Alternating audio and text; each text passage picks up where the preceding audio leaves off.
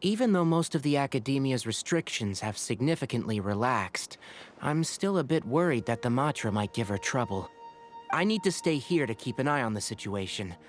Kale, can you head to Sumeru City and find out why she isn't here yet? Does it have to be me? I'd only assign a job this important to someone I trust. Are you not feeling well?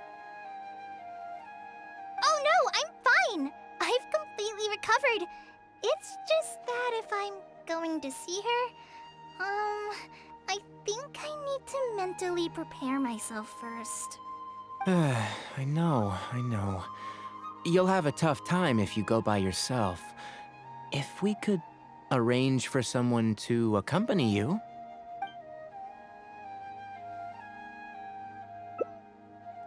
Oh, hey there! It's been a while. What a coincidence. I was just thinking about asking you to accompany Kale to Sumeru City. Sorry, that's not what I meant. It's just that this matter concerns research banned by the academia. Not the sort of thing you'd shout from the rooftops. Also, you happen to know about this situation. There are very few people I can trust to be discreet right now. After giving it much thought, I believe you're the most suitable person for this task. It's complicated, and this isn't the best place to talk about it. We'll fill you in on the details once she arrives. You might have heard about her in Sumeru before. Her name is Faruzan, and she's a very experienced senior researcher. Let's just say that a huge part of Kasharawar's mechanical research over the past 100 years has used her academic discourse and manuscripts as their foundation. She is, but she vanished for 100 years because of a certain incident. She only returned to the academia after being found in the wilderness a few years ago.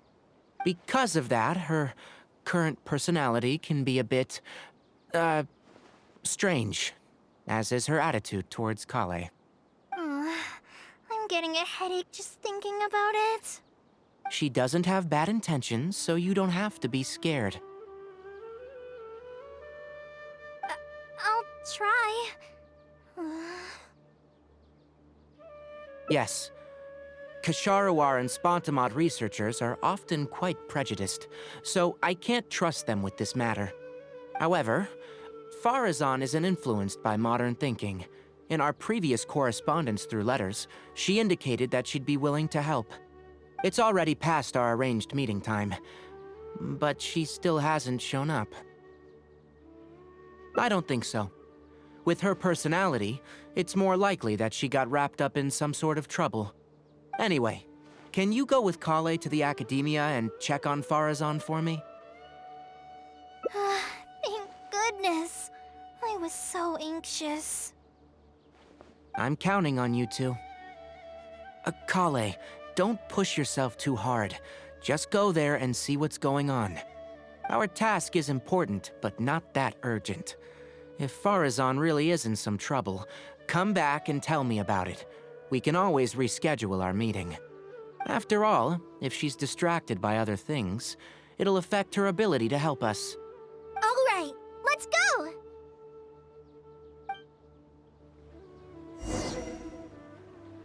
Oh yes, and one more thing. You might find her difficult to get along with at first. However, if you address her as Madam, she'll become much easier to talk to.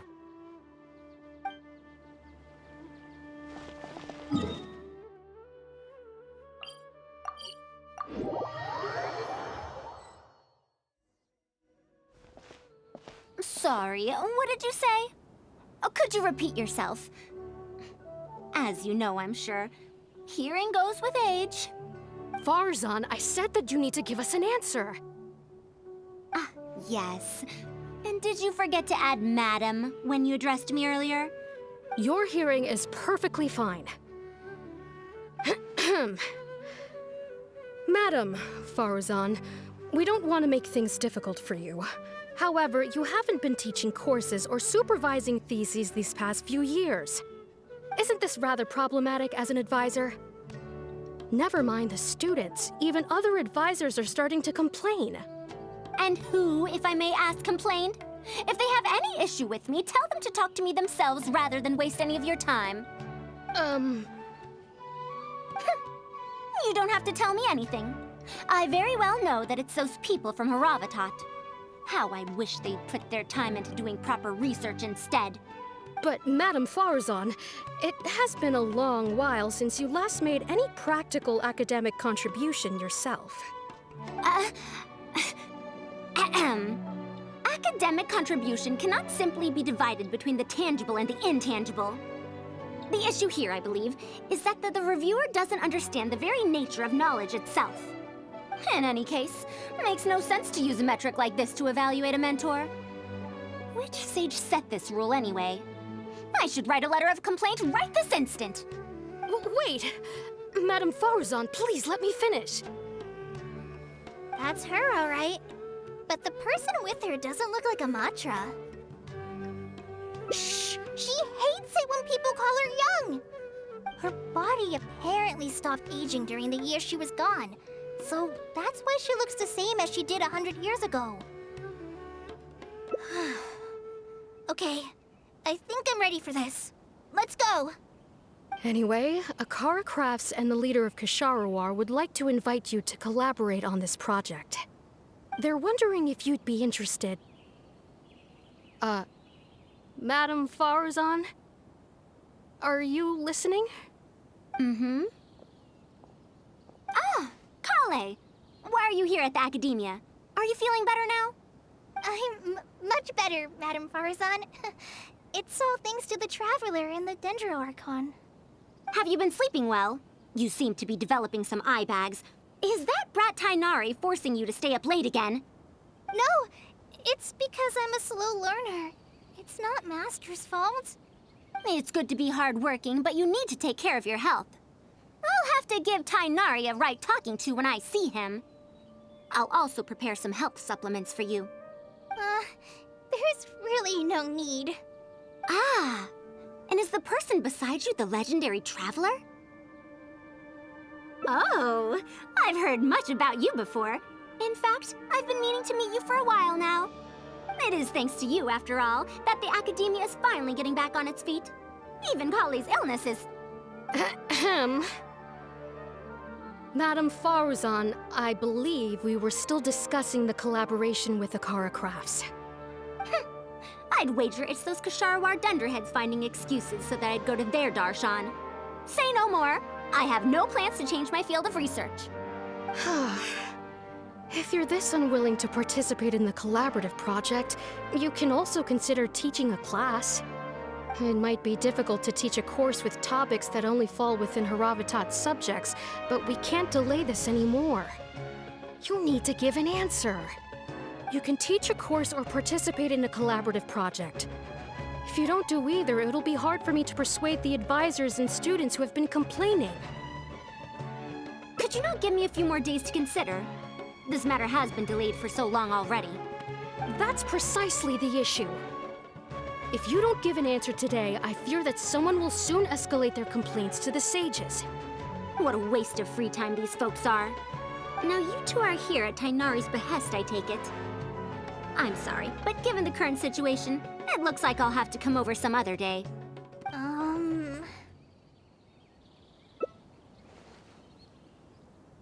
Of course. I shall need some time to think as well.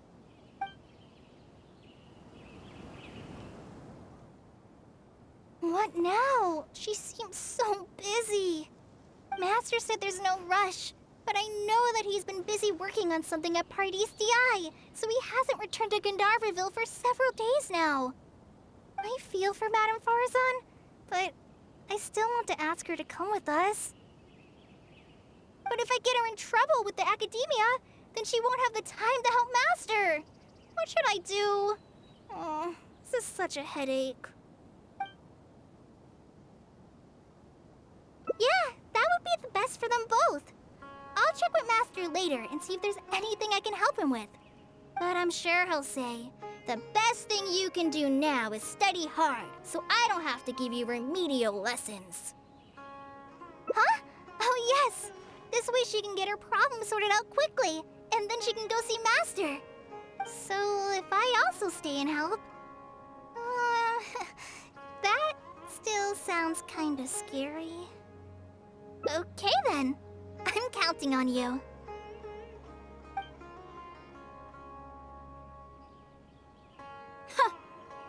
I have to teach students from Haravatat or owe Kasharawar a favor. It strikes me that they might be even less happy about such a deal than I am. I think I can sympathize with them. We're back, Madame Faruzan. The Traveler said that she can stay and help you. Oh, why I couldn't ask for more. In fact, I'm rather curious about the type of person the Traveler is. You were the one who taught Azar a lesson after all. That said, will I be troubling you? Is that so? Good. It does so happen that I do have something I need help with. Now, should I apply to teach a course with Haravatat, or join the collaborative project that Kasharawar is proposing? Honestly, I don't want to choose either of them.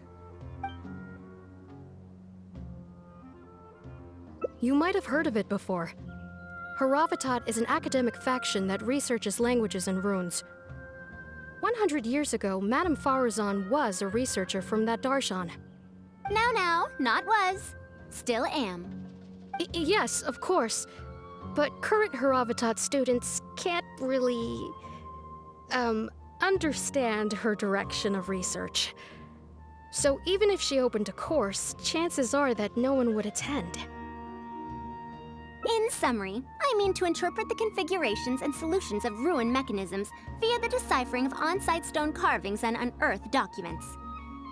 It'll include research into general documents dealing with such ancient machines.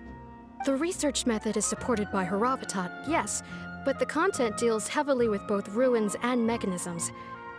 This will make it difficult for students of this darshan because they don't understand much about mechanisms. Also, there are fewer and fewer unexplored ruins left nowadays, and Kasharawar researchers have been developing their own theories on mechanisms. As such, they don't need to rely on ancient documents. They're far too complacent. Ancient mechanisms are more dangerous and complex than one might imagine. I'm telling you, things weren't like this 100 years ago. All researchers back then were interested in exploring knowledge from a variety of topics. They also gave more respect to unknown mechanisms. Nowadays, all people are interested in are mainstream subjects in popular research. Even if they attended my course, I wouldn't be interested in teaching them. Also, the people here think that my research is outdated and unrealistic, so they keep cutting my funding. Why, I think they could all stand to learn from Kale. She's a hard-working child and respects her elders. Huh? Why me? If only those who came to my lectures were more like you. Speaking of which, are you feeling better? You don't have to confine yourself to Gandharvaville anymore, right? I just remembered that I have a lot of studying to do. I need to head back and find Master.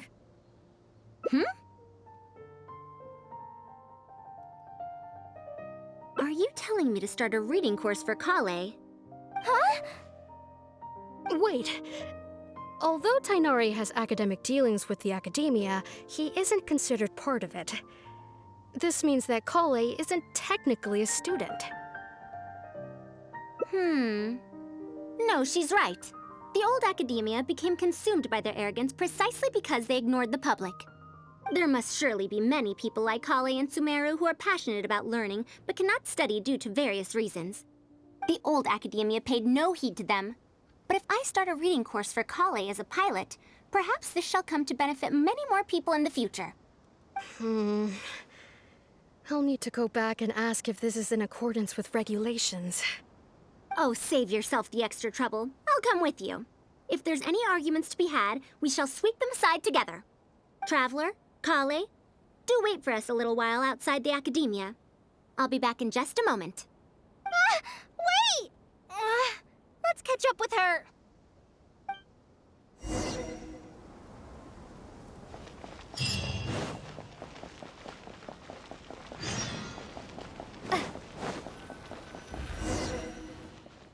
I can't believe she rushed right in after we arrived. She's really headstrong. Oh, how did things turn out like this? No, not really. Madame Faruzan is a brilliant scholar. Even Master thinks so. If she's really going to teach me how to read, it'll definitely be much better than me bashing my head against the wall. It's just that she can get a bit too passionate sometimes. I don't know how to handle that.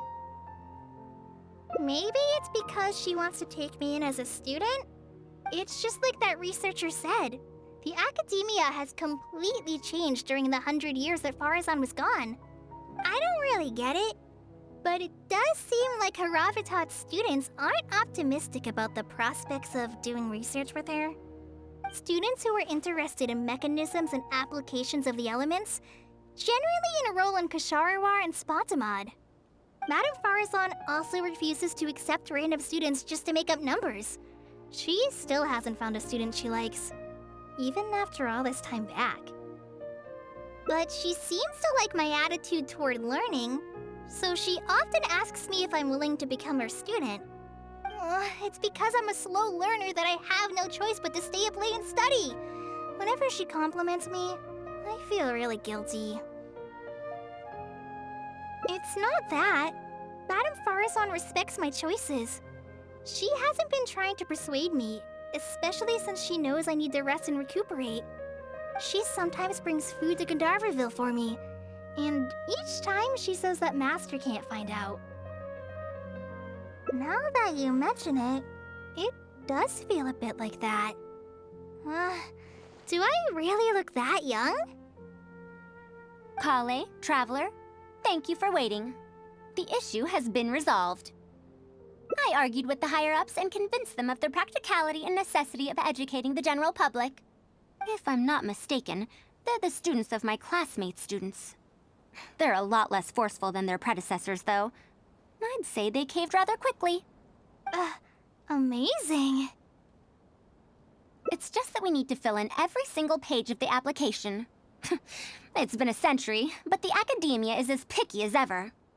Let's see now. What do we need to fill in? Course name, learning objectives, teaching methods, course materials. I suppose we can fill in the course name last. That's a bit too general, I'd say. After all, this class's target audience isn't toddlers or children, but rather people who already know the basics of reading. As such, we'll need a more specific learning objective. How about proficiency in reading and writing? That's true.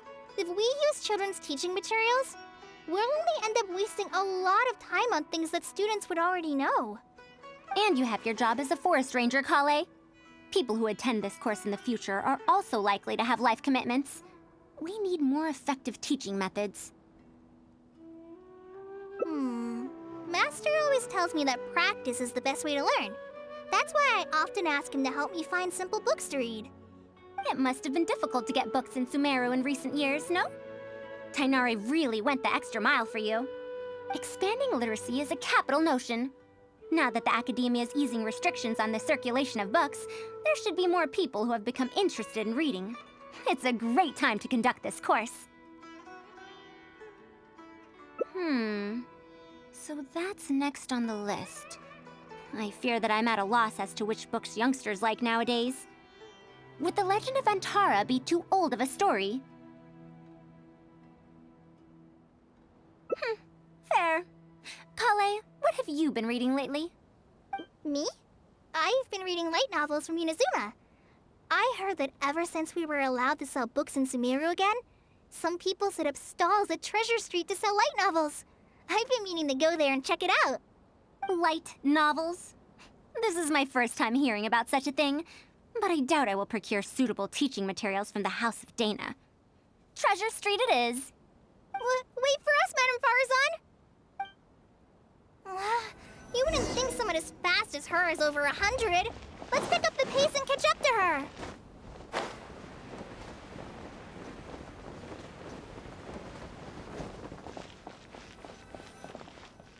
What a long and mildly ungrammatical title.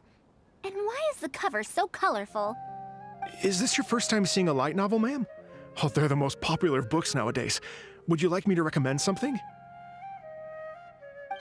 Fine. One shouldn't judge a book by its cover after all. Maybe browse through the books here. Of course. Why don't you try this one? It's Outlander Brigade, When the Wind of Death Blew Towards the Blonde Samurai. I heard that this book's author describes action in vivid detail. Now I've only skimmed through a few pages, but it feels like it's all fight scenes. There are only subjects and predicates, and the syntax is a tad simple. Subjects? Predicates? The protagonist just ends up fighting in every scene with no proper build-up. Will anyone even enjoy a story that's only comprised of fights?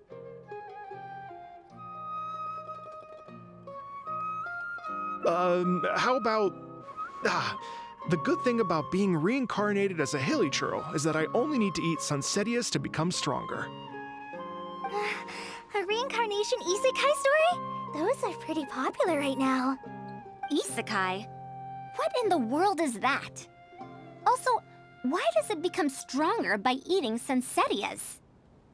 Tropes? Those fictional rules used to push the plot forward, yes? They're definitely effective in achieving a distancing effect.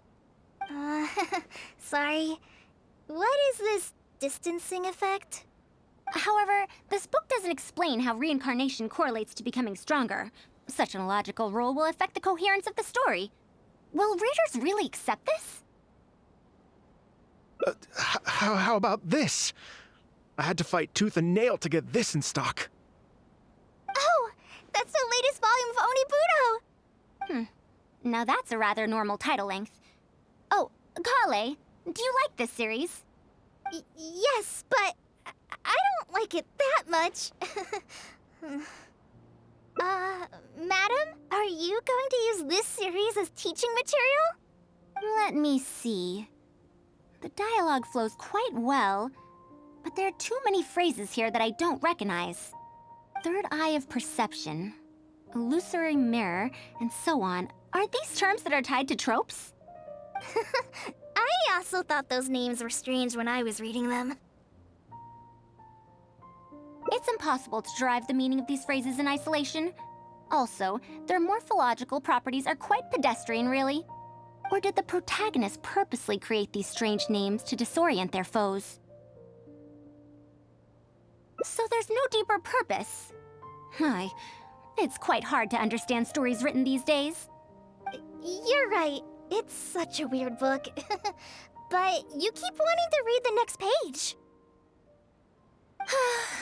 Even the most popular book in Sumeru back then had greater depth than anything written today. Yes, a Bahumano researcher wrote it while researching folk legends. The plot had many twists. The world building was fantastic, and even the writing could withstand scrutiny. When it was still being published, many people in the academia were reading it. Even the sages back then all described the story as a timeless classic. The series must have concluded after so many years, right? Perhaps it's even more popular now. Is there a book like that in Sumeru? I've never heard of such a thing before. What's the title? It's called Tales of Shariar. Do you sell it here? Tales of Shariar? I don't think I've heard of that before. When was it published? About 100 years ago. 100 years ago? Are you pulling my leg? What sort of book can remain popular for 100 years? The Legend of Antara is popular to this very day, isn't it? I just heard someone telling it a few days ago in a cafe. If an old story like that is still being shared, then Tales of Shariar must be even more popular. Even if that is the case, I really don't carry that book here in my store. What? Is that because of the academia's strict control over books in recent years? I can't believe they've allowed the people of Sumeru to become so uncivilized. How can they not know about the Tales of Shariar? Tales of Shariar? Oh, wait! I think I heard an antique seller on the other end of Treasure Street mention that name before. I mean, it is a book from 100 years ago. Why don't you try asking for it there? Tales of Shariar is considered an antique now? How could the academia have let such an excellent work of literature be forgotten like this? Traveler, Kale, I'm going to get to the bottom of this. Let's meet at the antique cellars. Madam, wait! Oh no, this is bad. You asked me why I'm scared of Madame Faruzan, right? It's not because I don't know how to respond to her kindness. It's because I'm afraid of that ancient language she researches, because I can barely understand any of it. What if she uses ancient texts as teaching material? Even so, what if researchers from 100 years ago like to use ancient languages in their books? We've got to catch up to her!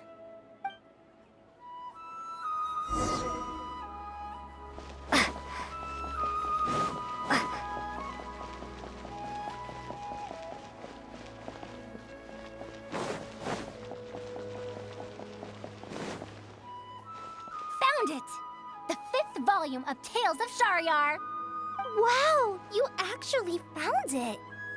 I never thought this book would ever get sold. All right, that's our teaching material secured. We also now know what to call this course. Analysis of Classical Texts. After all, this book is definitely worthy of being called a classic. Can I take a look? Luckily the language being used here isn't ancient at all. I can recognize a few words here and there. Huh? But why aren't there pictures in this book? As long as the writing is good, readers won't need any illustrations to imagine the scenes. Worry not, I shall thoroughly explain the difficult sections. You'll like this book, I know it. After all this time, I wonder if Aaliyah and Aziz ended up together. And who obtained the Desert Gem in the end? Sir, do you have the subsequent volumes of this series? I don't think so. Is that so? And here I thought I could finally read the ending. Never mind, I'll keep searching for the later volumes myself. If I'm to use it as a teaching material, it's better to start earlier in the series. Where are the first 4 volumes? Why aren't they all together? I don't have those either.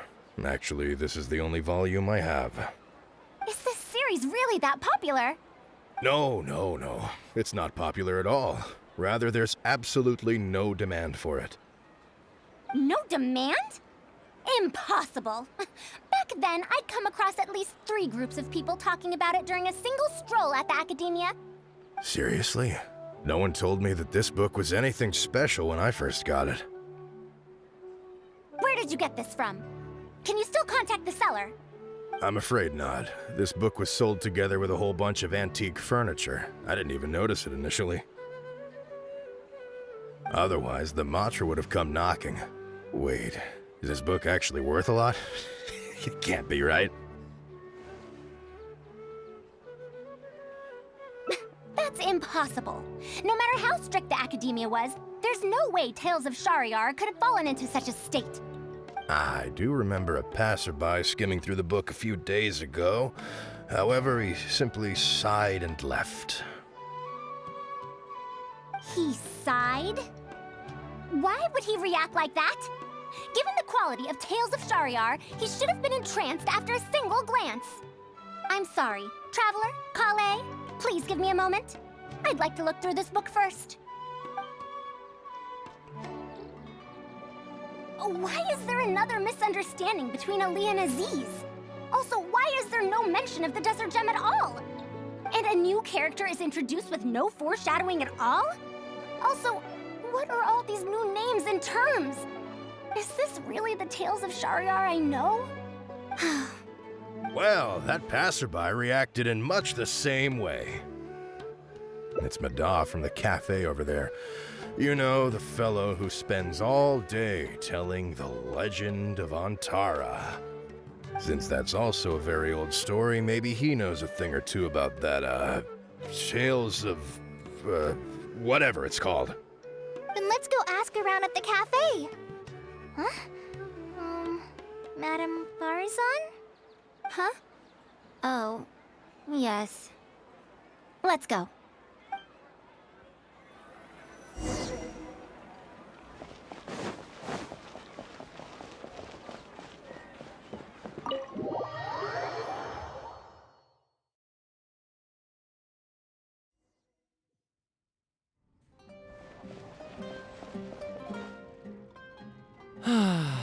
Another day, another empty room.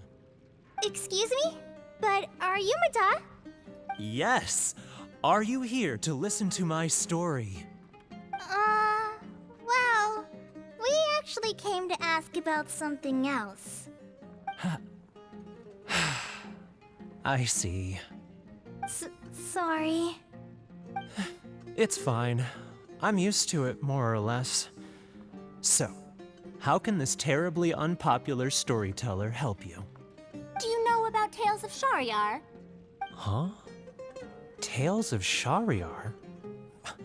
Why, I can barely remember the last time anyone talked about it. My master always talked about how incredibly popular that book used to be. However, I tried reciting a few chapters of it at the cafe, and I found that it's even less popular than The Legend of Antara. Your master? Yes, the one who taught me how to be a storyteller.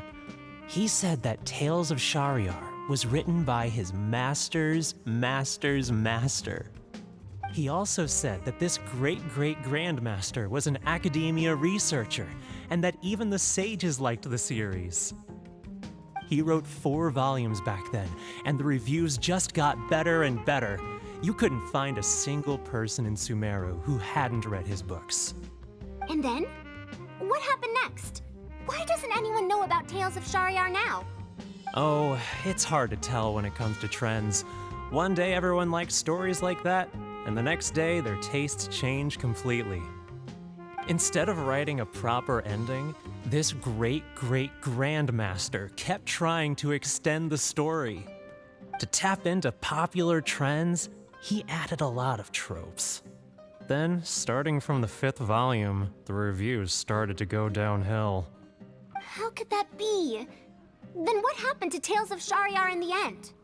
In the end, there's no ending. The great-great-grandmaster tried to write a few more volumes, following whatever trends were popular at the time, but the trends kept changing right as he published his books.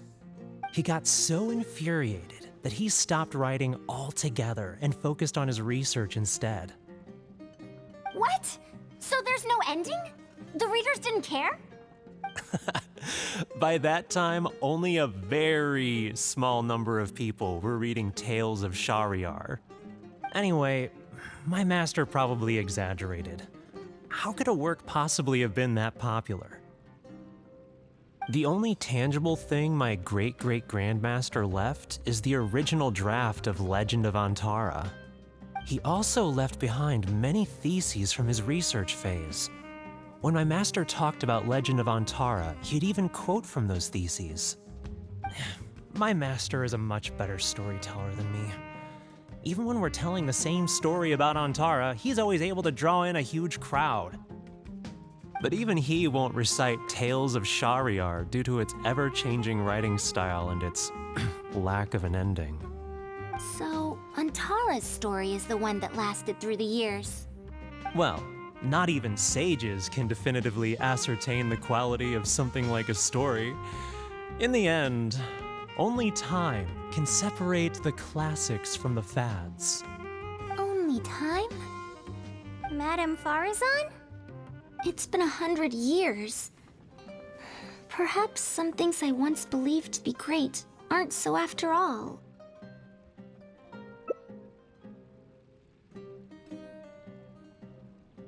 Yeah! Master helped me find a lot of famous books at first. But in the end, I realized that I couldn't get into them. No matter how good those stories are, I can't improve my skills if I can't bring myself to read them in the first place. I think the best books for me are the ones I like. Huh. Indeed. That is true. Readers' interests and trends of a time are not things that are so easily predicted. What was popular 100 years ago could be completely forgotten in modern times. And yet, 100 years, as far as history is concerned, is but a blink of an eye. If Tales of Shahryar hadn't chased after trends and instead stuck to its original style from start to finish, it might have stood some chance of gaining renewed popularity. No, even if that didn't happen, at least it would be a work that was true to itself. Huh? Our conversation just got a lot more serious. I don't really get what you're talking about, but it does sound sensible. Looks like I also have to hang in there and tell Antara's story well. How unseemly.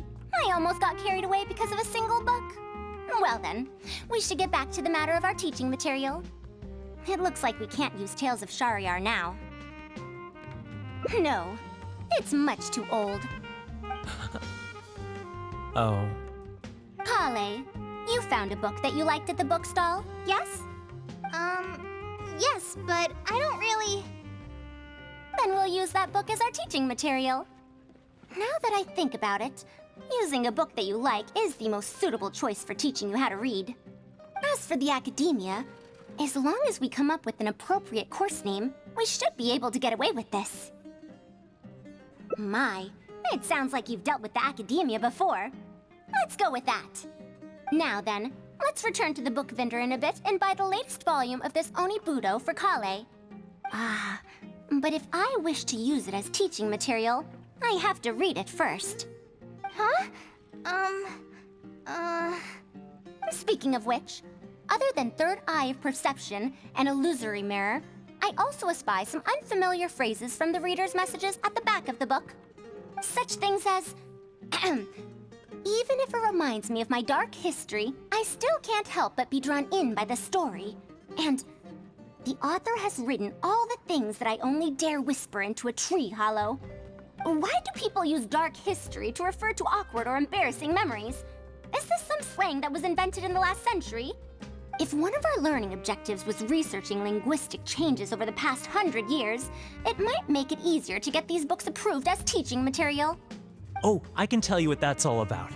Apparently, in their youth, some people used to imagine themselves as someone burdened by fate, fighting against the world, etc. But as they grew older, they started to become embarrassed by such memories. Some would write those fantasies into novels, while others would entrust such tales to tree hollows. Mata? You know, I suddenly have the urge to hear a story about Antara. Huh? Why so suddenly? I knew it. There will always be people who love the golden oldies. Now, let me tell you all about the ancient hero, Antara.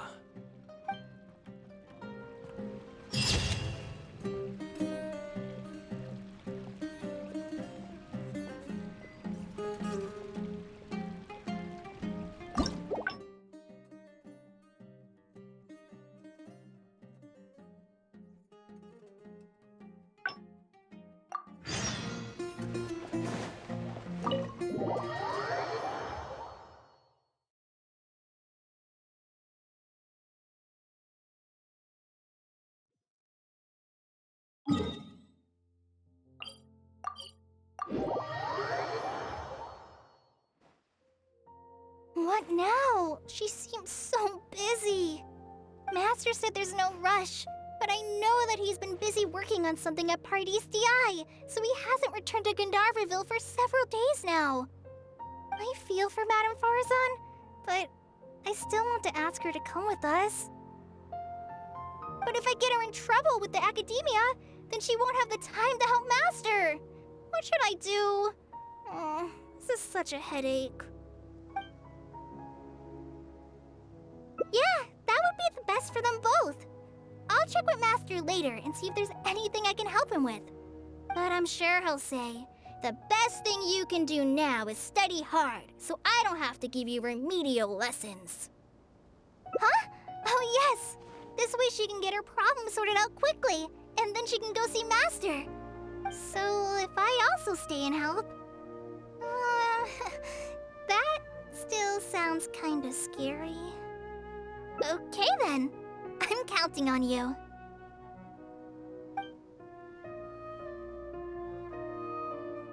Huh. I have to teach students from Haravatat or Okasharawar a favor.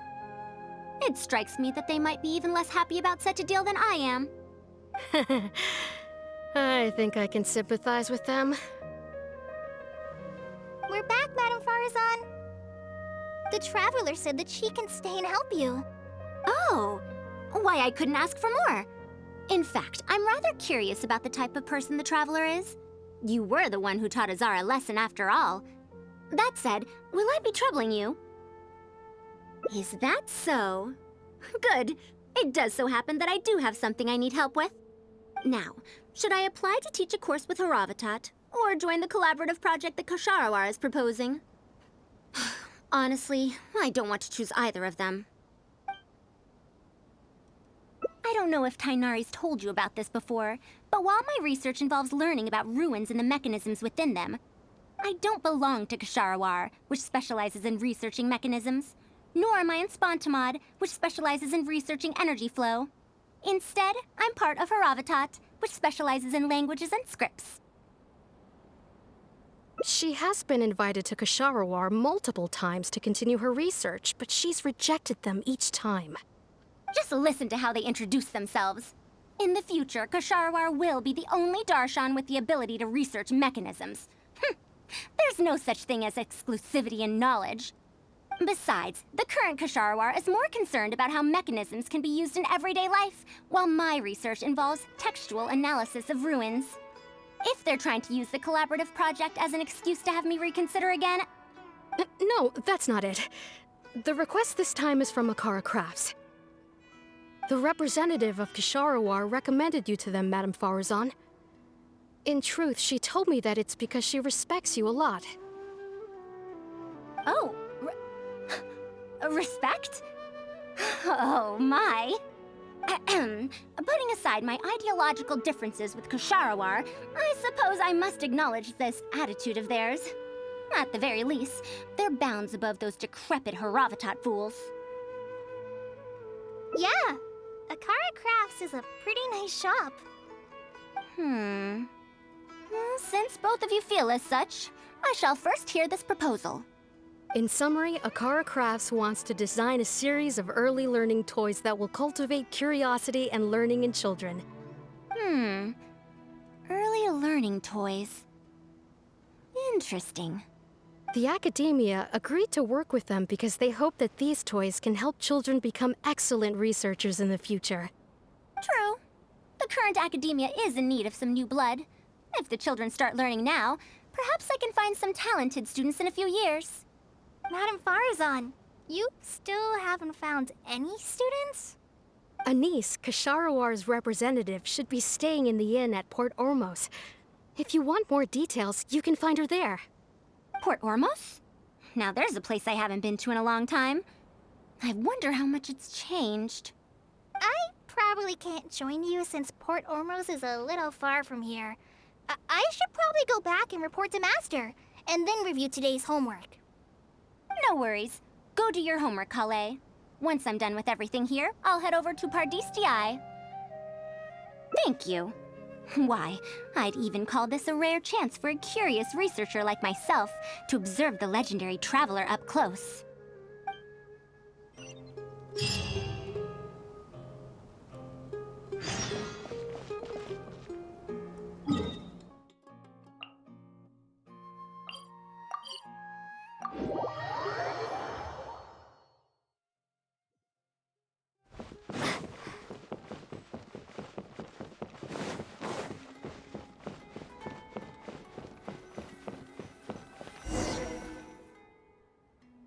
Madame Faruzan! Oh, it's really you. Did you change your mind? All right, calm down. Let me be clear. I'm still not all that interested in Kosharawar. I'm just here to see how the project is going. After all, you're here as representatives of the academia in this collaboration. The reputation of all research is at stake here, so I will not simply stand by should mistakes get made. Either way, it's good that you were willing to come. Now, we've given Akara Crafts many ideas over the past couple of days.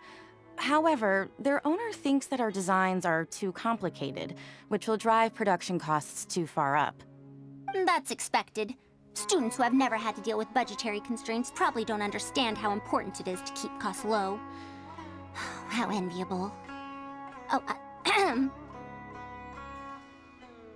If you join the Kosharawar, your budget will be as big as you want it to be. I guarantee it. That's enough. I will not repeat myself. Take me to a Kara Crafts owner first, if you please. All right. He's usually at the slope up ahead recruiting volunteers to test out his toys. Let's just head over.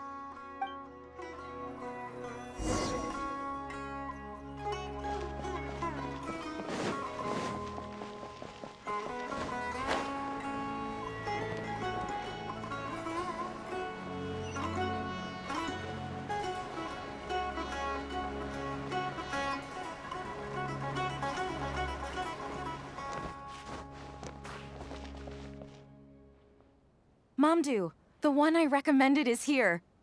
Oh, so you're, Madam Faruzan? Yes, that's me. Ah, wonderful. We haven't been able to make any progress on our collaboration recently. We've made many suggestions, but Miss Anis thought that those ideas were too simple and wouldn't be effective in training the mind. These early learning toys are meant to help the academia train future researchers, after all. If they're too simple, then how are they any different from regular toys? But if they're too complicated, not only will they be expensive to produce considering our production capabilities, but they won't have much broad appeal to Sumeru's children either. So the design can't be too complicated, but it can't be too easy to play with either. I remember that in your notes, many contraptions have managed to fulfill complex functions despite using simple parts. Maybe we can do something similar with these early learning toys. The contraptions in my notes?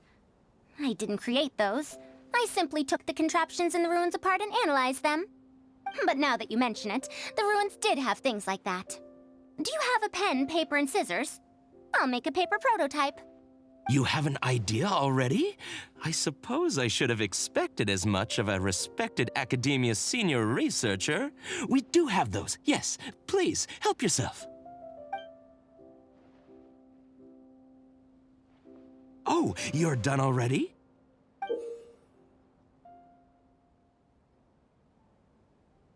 Let me explain. These 3 thick lines represent 3 poles. These paper strips of varying lengths represent rings of different sizes. They can be slotted onto the poles and stacked up like a tower. Well, that is easier to make than I expected. So, how is this game played? That's very simple as well. You just need to shift the tower from this pole to another pole. Isn't this a little too simple? Even by the standards of an early learning toy, I mean. Of course, when moving each ring, the paper strips in this case, you must follow one rule. You can only move one ring at a time, and you can't place a bigger ring on top of a smaller one. It's like building a tower. The rings in the 3 poles must be stacked from big to small. I named this toy Pagoda Stack. Pagoda stack. That sounds way too simple. Even I feel like it's missing something. Give it a try and you'll find out if it's simple or not. I heard from Anis that you find volunteers to try out the toys, right? Why don't we do the same for this game? It's such a simple toy. There's no need to... Mamdu, let's just do as she says. Okay, then. And that's how you play this game. You can all give it a try. Let's see who's able to move the tower to another pole in the smallest number of steps. You called everyone here for such a simple toy? It doesn't look like it'll take that many steps. Come on, we all promised to help Mr. Mamdu test out the new toys. He said he'd give us new Genius Invocation TCG cards. Ugh, fine. Let's get this over and done with so we can head back and play cards.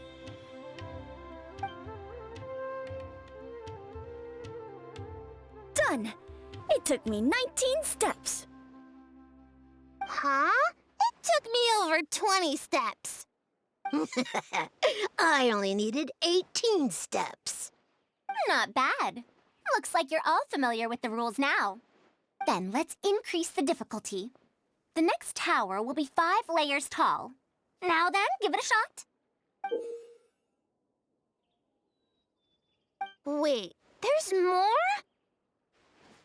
Well, since we're already here, why don't we just give it a try? An extra layer shouldn't make it that much harder, right?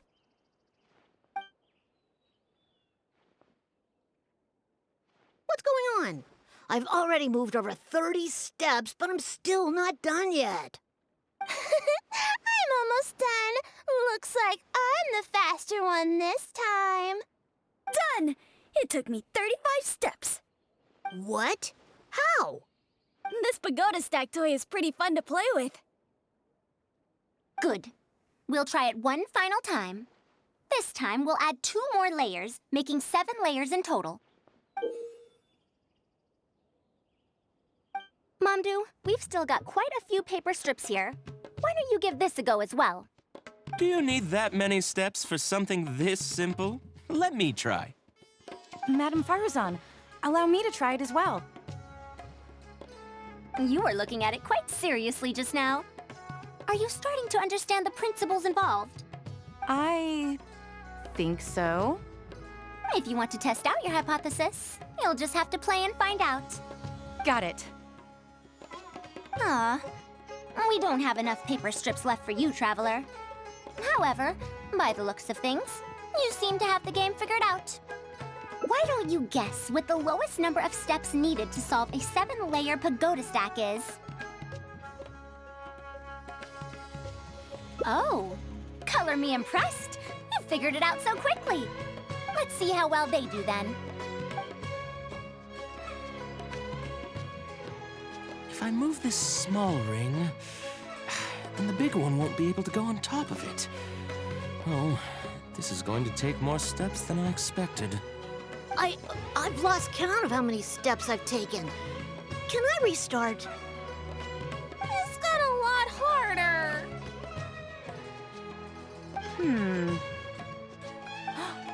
I solved it! Madam Faruzan, it takes 127 steps in total. That many? But there are only 7 layers. For every extra layer in the pagoda stack, the move order you need to consider becomes much more complex, and the number of steps required will at least double. More accurately, it will require double the steps, plus 1 each time. You did well. You didn't underestimate the principles behind it just because it's an early learning toy. The complexity of any given contraption isn't determined by the number of parts it has. The way the parts interact and the rules behind how it operates are important too. Oh, I see. No wonder you emphasized in your notes that no contraption should ever be underestimated. I see. So even a simple toy can become complex with the right set of rules. That's right. The rules used for pagoda stack are the simplest kind when it comes to ancient contraption-making techniques.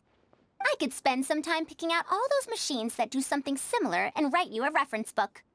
Once that happens, you can give the volunteers the reference book and paper prototypes and find out which toy is the most popular. Do you have any other toys? Yeah! When can we play with them? In about 2 days or so, I think. Anise, if you're free, can you help me with the illustrations for the reference book? Of course! I'd be honored. 2 days should be enough for us to find more volunteers. Then we can organize a huge conference here, at which we can announce which toy we'll be making. You'd be most welcome. We need more people to get a healthy range of opinions. The more, the merrier. Thank you for coming here with me today. I'll walk back with you.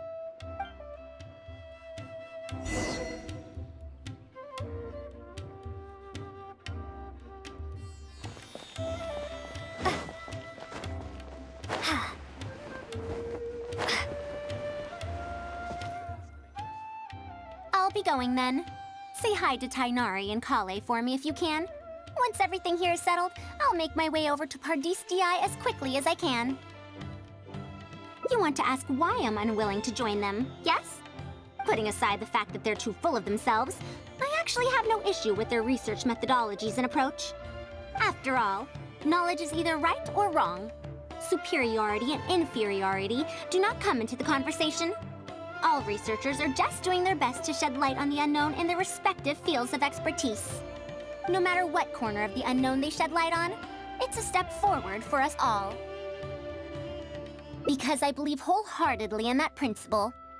Even if the others call my research useless, As long as the knowledge I gain from it is accurate, it could become useful in the future. In the end, useful and useless are concepts that shouldn't be used to evaluate knowledge. When I first started deciphering ancient documents, I didn't think about how it'd be useful to Ksharawar. That's why there's no need for me to join them to do useful research. I'd rather stay in Haravatat.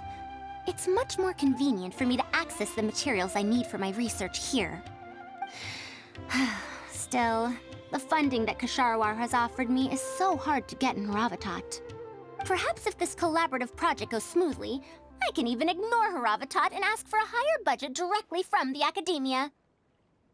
Oh, I could come up with lots of ideas. With Anis's help, 2 days will be enough for our work. However, I'm still undecided as to the style of the reference book's text and illustrations.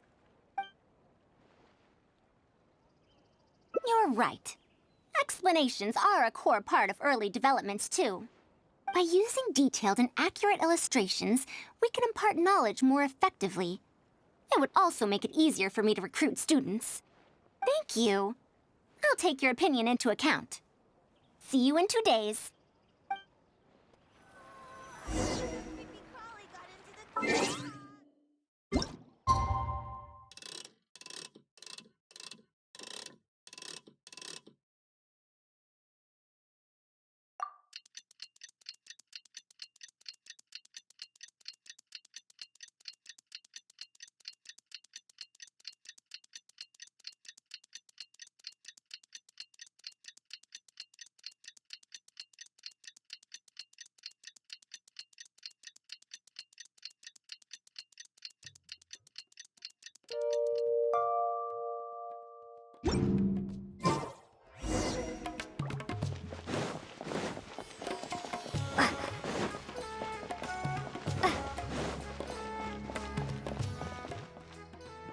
Oh, you're here. We're just starting to set up the venue. We've called up everyone we possibly could have. This is going to be quite the event. My masterpiece is going to be exhibited after all. Let's see what the academia shall say about it this time. To sum up, the 24 forms of pressure-based puzzle mechanisms were used in various ruins. All right, let's go to the next page. Now, I'll explain the base layer design of elemental monuments. Are we done yet? Oh, I'm falling asleep. I don't understand any of it at all.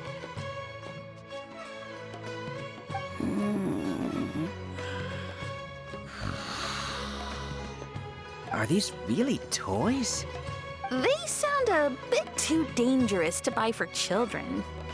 Oh, Well, we've prepared paper prototypes for everyone.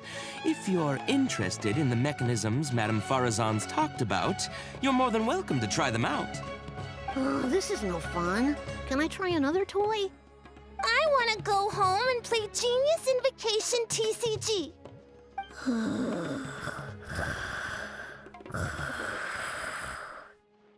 forget it. I don't think anyone would be interested. I should go home and take care of my children.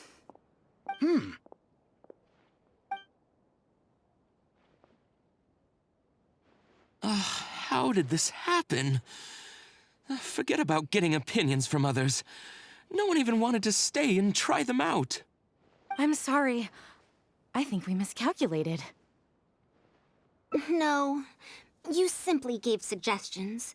I was the one who decided to follow through. Anise, too, was only following my instructions. I will find a way to make up for this error. Please, give me some time. I'll write another reference book. Excuse me, but are you the one who wrote this reference book? Yes. Who are you? Ah, you're that man Mountain who was in the crowd just now. Do I stand out that much? Well, I guess I don't look like someone who'd have anything to do with toys. Let me introduce myself. I'm Kamal, the branch master of Sumeru's Adventurers Guild. What's the branch master doing here? Were you looking for us, or did something happen?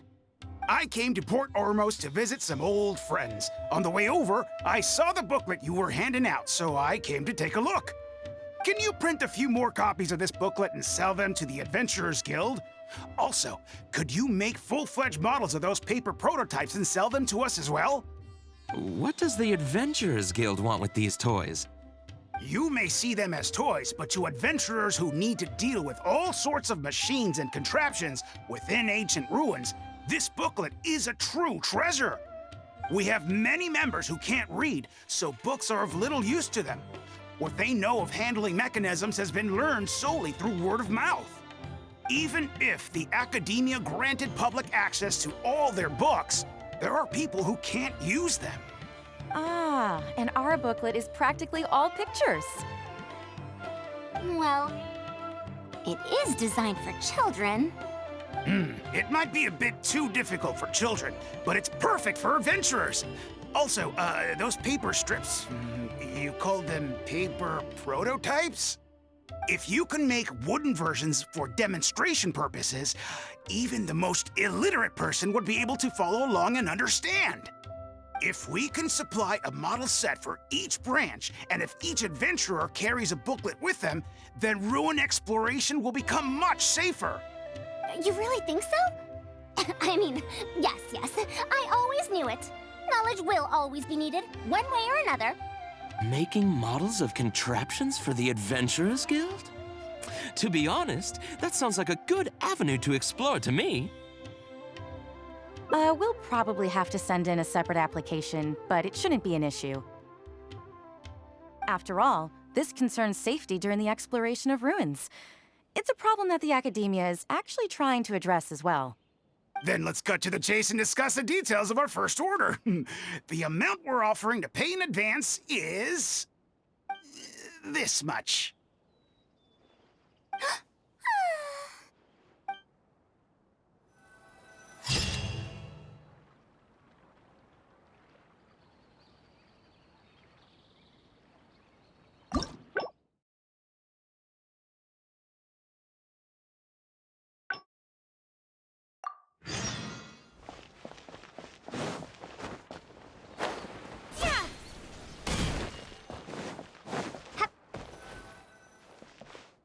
I'll be going then.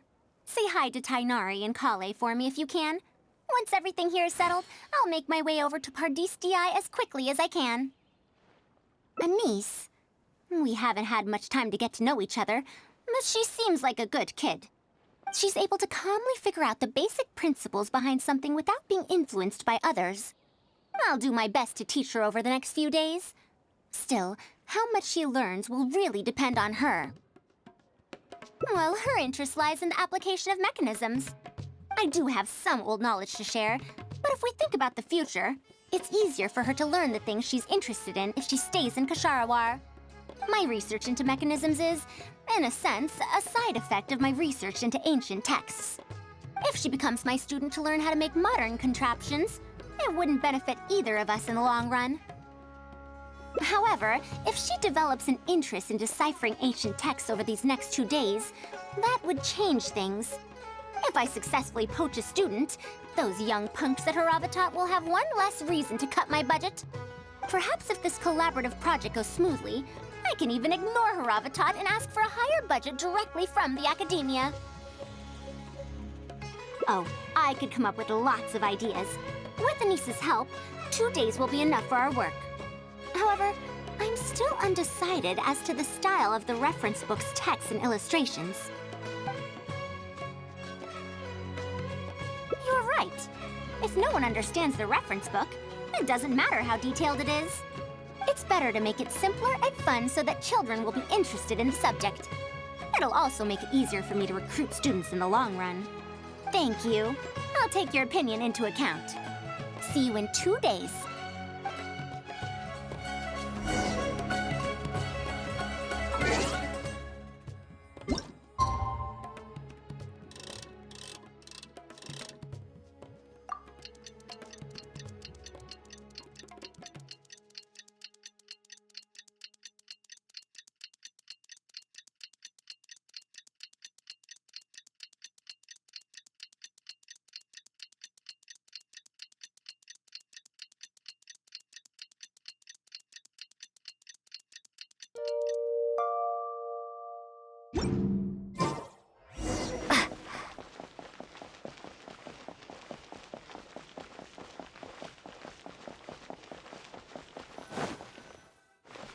Oh, you're here. We're just starting to set up the venue. We've called up everyone we possibly could have. This is going to be quite the event. My masterpiece is going to be exhibited after all. Let's see what the Academia shall say about it this time. And if we activate this little mechanism just like that, a Sumeru rose will appear at the top of the cane. Oh, I see. I thought it came out of thin air! It's amazing! If the mechanism was bigger, you could make a rabbit appear, right? Then you can't use a cane. Could you switch it out with a hat or something? You're applying what you learned creatively. Not bad. Let's look at the next page. If you fold an origami bird like this, it'll fly further and more stably. Whoa. You can make a mechanism using just a piece of paper? The principles at play are even more important than the parts that make up a mechanism. These are pretty cool. I'm tempted to try them out. I'm not that interested in toys, but if they'll be beneficial for children's development... Everyone, we have paper prototypes and craft materials that you can use to make your own toys. Come try them out. This is such a well-prepared event. I'll give it a go. But we want to play too! It's fine. We have a lot of paper prototypes and craft materials. All feedback is also welcomed.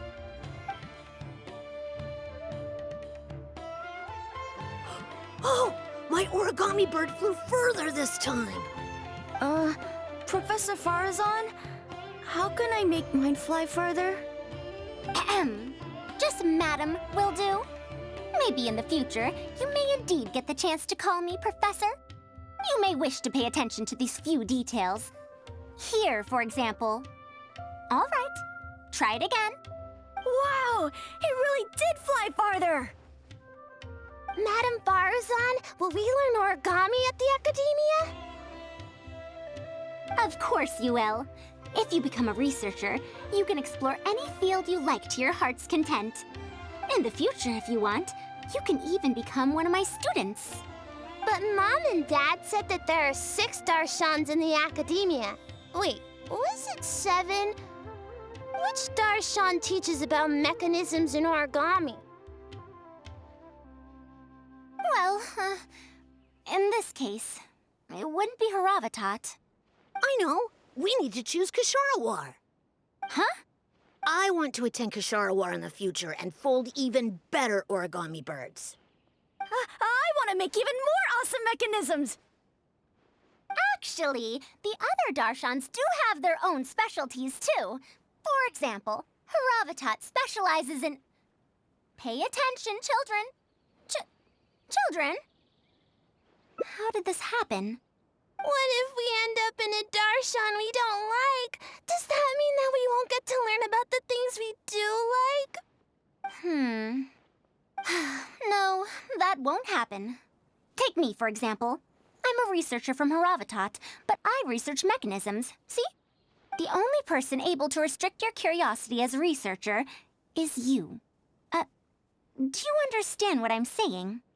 Not really. Huh. It's all right. You still have a long road ahead of you. Now, do you want to learn about some other machines? Let me tell you a story about pressure-based mechanisms and elemental monuments.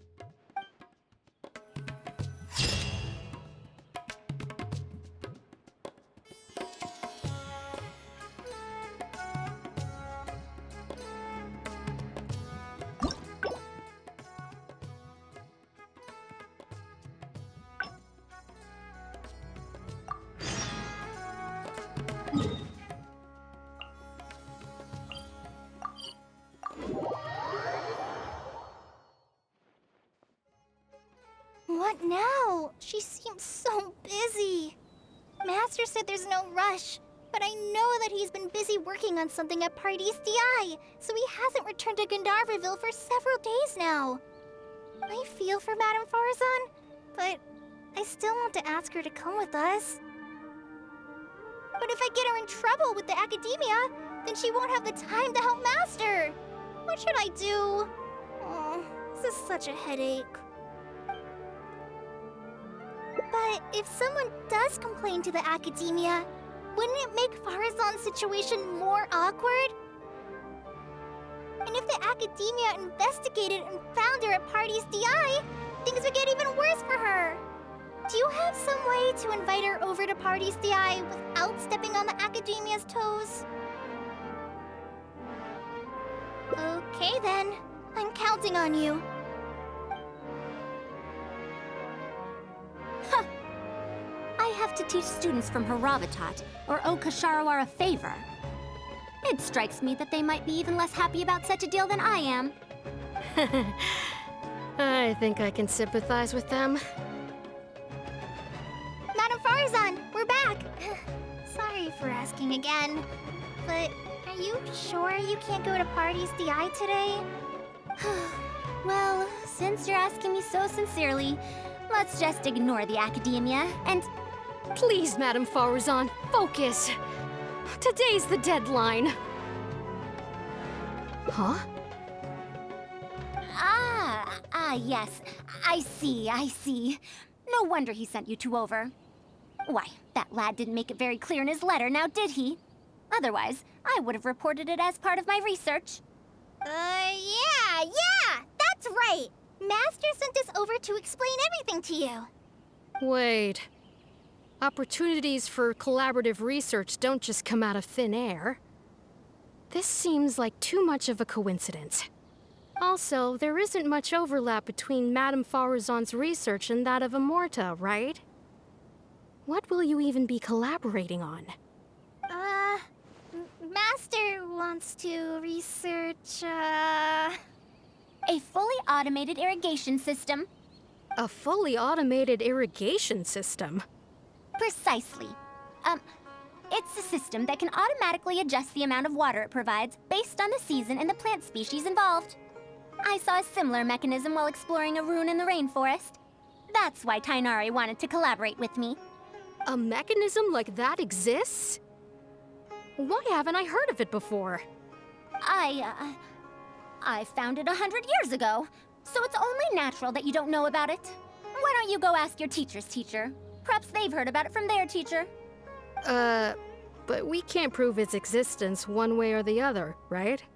Fret not. I'll have Tainari write an official proposal to the Academia later. That should do it, right? An official proposal. Fine. We haven't made any progress with either the collaborative project or the elective course anyway. I'll go inform my superiors now. Please do take care of the paperwork as soon as possible. Don't delay this any longer. Sure. I'll be sure to needle him until he gets it done.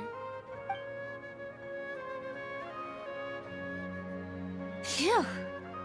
I think she bought it.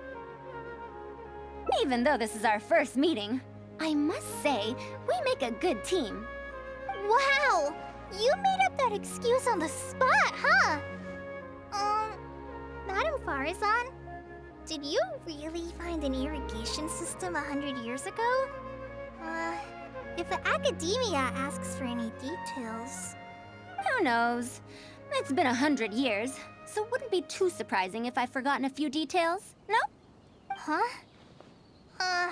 Then how will we explain things to them? I'll let Tainari worry about whatever documents we might need to send to the Academia. If I'm right, the request he has in store for me won't be any simpler than the Academia nonsense.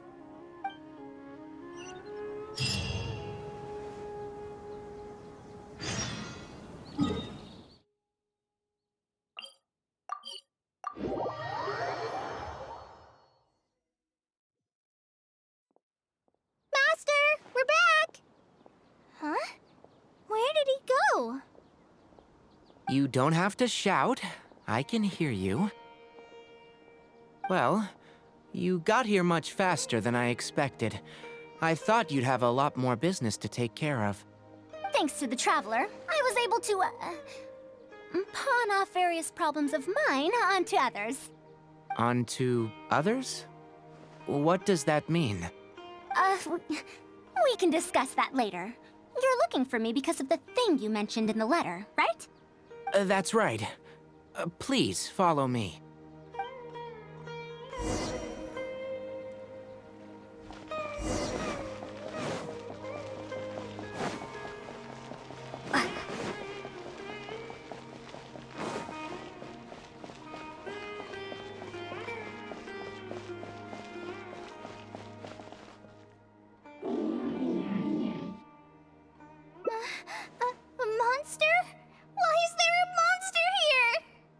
Don't be scared, Kale. This is the mechanical life form the Traveler and I saved a while back. Its name is Karkata. It's the final work of a late junior of mine. You mean Abatui? He must have been a genius to create one of such polish all by himself. It's uncommon that a Spontamod researcher is able to create such an intricate machine. If he were still around, we could probably chat the day away. What a shame. Something seems wrong here. Have you been maintaining it? Mechanical life forms are much more fragile than they look. Is Karkata sick?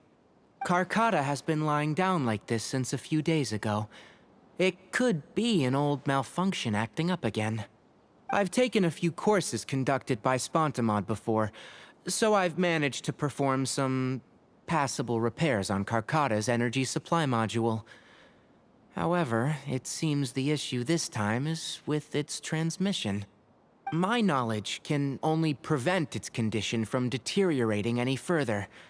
But Madame Faruzan, you should be able to find a way to repair it. Not necessarily. Mechanical life forms are created using techniques from alchemy, elemental science, and more. There are multiple modules here that influence each other. A simplistic knowledge of mechanisms will not serve here. You know that as well. Each mechanical life form is very different from the next. So even I cannot be sure if my understanding of mechanical life forms is going to be of any use to our little crab friend here. Karkata. Can you all go outside for a minute? I need a bit of space. Before I do a thorough check, everything we've just said is but conjecture. All right. We're counting on you, Madame Faruzan.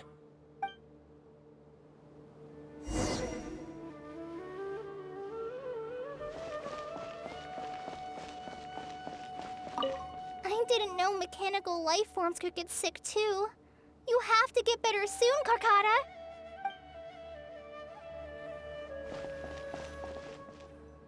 We'll wait here till Faruzan finishes her inspection. In the meantime, I'd like to talk to you about her. Her past, huh? Quite a few people in the academia know about what happened to her. Perhaps it'd be best if I'm the one to tell you. I've told you before that she had disappeared for 100 years, right? From her perspective, trapped might be a more apt description.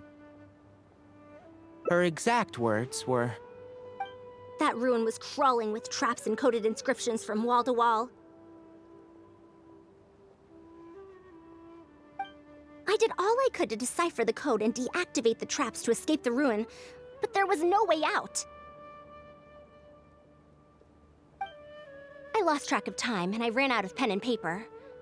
In the end, I had to use stone shards to write on the walls and on the floor to decipher the code. Then, before I realized it, I ran out of space on the walls and floor. I had to calculate all the possibilities in my mind. After that, my memory started to become fuzzy, and my cognition slowed down.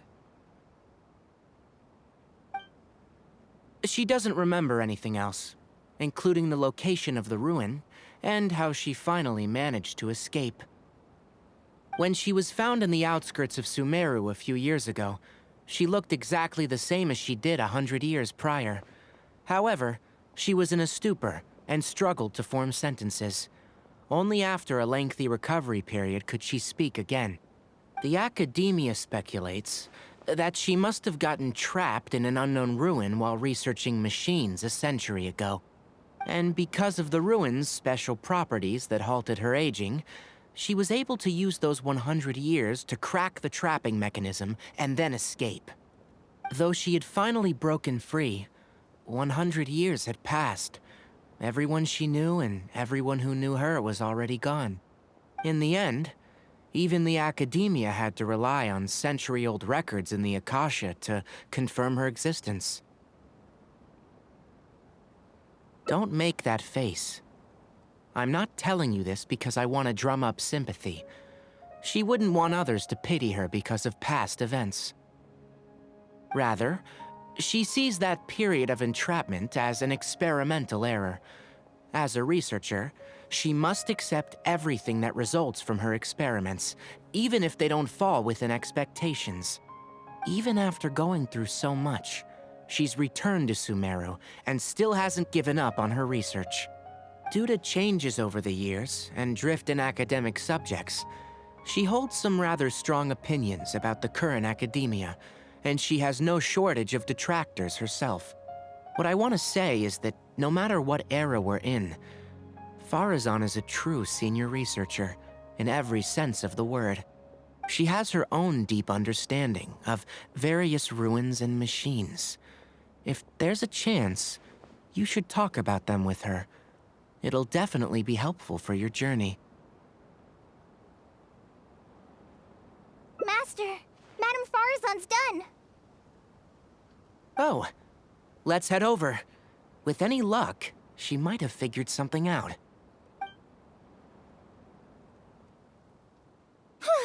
I never thought that I'd encounter a restitution module once again after 100 years. Abattoir really installed quite a few impressive things on this. If my guess is correct, this mechanical life form has displayed attempts at self-sustenance before, right? Such as collecting parts to repair itself, for instance? It used them for something else, but as far as its design goes, it does have a function like that. I knew it. If I'm not wrong, Carcata's issue lies with its restitution module. Abatui's modified this module extensively, but the core parts and design philosophy are very similar to the principles as I know them. They are all based on principles learned from the ruins. The creators of the Ruins machine once tried to create a perpetual mechanism that could replace life or even surpass it.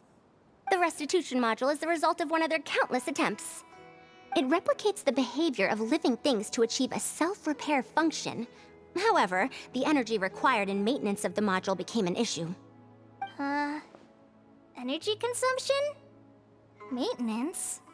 For example, a living thing's heart can deliver nutrients and blood to various organs. However, the bigger the living thing, the more powerful the heart needs to be.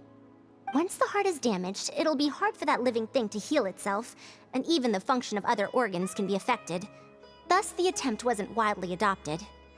Even 100 years ago, I'd only seen it once before. Oh dear, this is going to be a problem.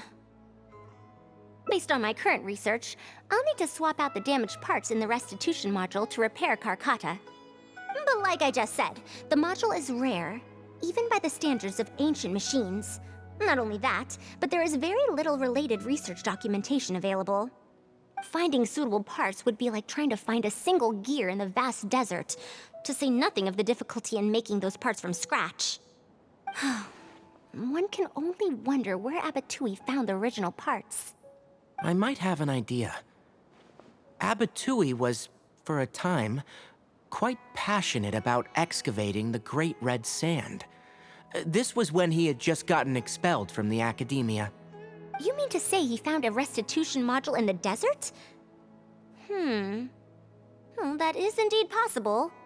But the desert's huge! How are we supposed to find the parts that Carcata needs? According to the Academia's records, no similar parts have been found in the Great Red Sand over the past 100 years. If we want to try our luck, we'll have to explore ruins that have never been explored before. I do know that a Vahumana researcher formed an expedition team after the sandstorms and earthquakes subsided. They are now exploring areas of the desert that used to be difficult to access. Should we ask them if they've made any new discoveries lately? The chances are slim, but it's at least more effective than running around like headless chickens. His name is Raid. I think he's stationed at the northeast part of the Hypostyle Desert. Let's go look for him once Carcata settles down. Oh, you and Kale should probably stay. Carcata's condition may be stable, but it would still be better if some of us stay to look after it. Besides, you still need to take care of the trouble that the Academia left for me. Trouble from the Academia? I thought you said that you pawned it off to someone else. Wait. Don't tell me. I'll let Kale fill you in on the details. I look forward to seeing your work, Tainari.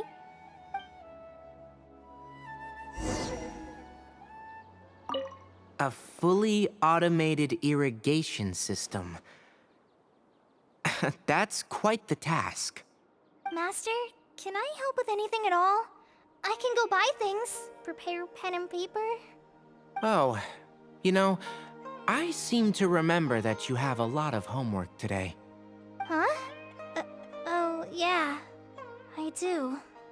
Well, hurry up and finish it so you can sleep early, or Faruzan will worry.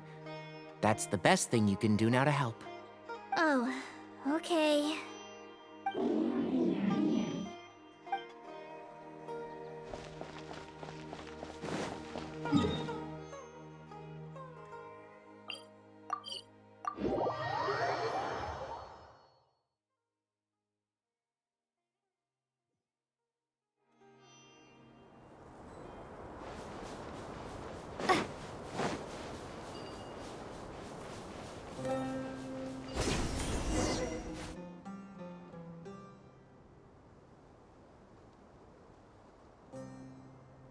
What is this? Halt! Mr. Raid's permission is required to proceed any further. That still won't do. Mr. Raid told us to keep people away from the ruins so they don't damage the site. Damage the site? I've excavated more ruins than you've visited restaurants. Which batch of students is Raid from? I want to see him right now. He isn't at the campsite now. You should all leave. Only he can give you permission to enter. What a stubborn guy.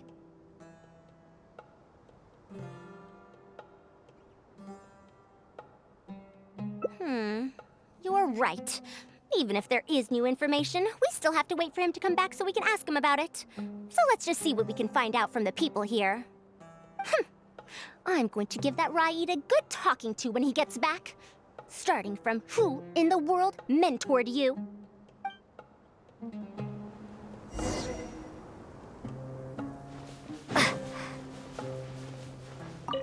That machine looks amazing!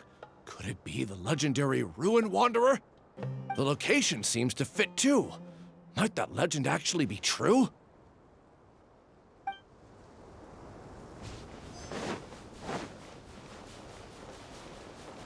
The ruins?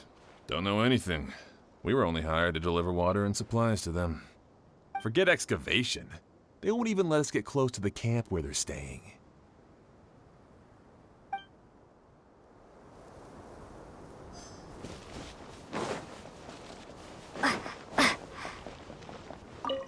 This area used to be ravaged by frequent sandstorms, but it's been calm lately for some reason. They say that this was done by a single traveler? But seriously, is such a thing even humanly possible?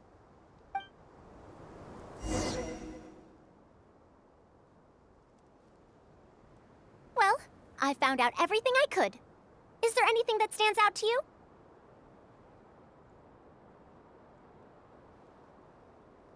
Ruin Wanderer. That's the first time I've heard that name. But that wreckage did seem a bit weird. It's a bit far away, and I can't really say for sure from this distance. Perhaps we should ask the villager from before about the legend first. Huh? What are you guys doing back here?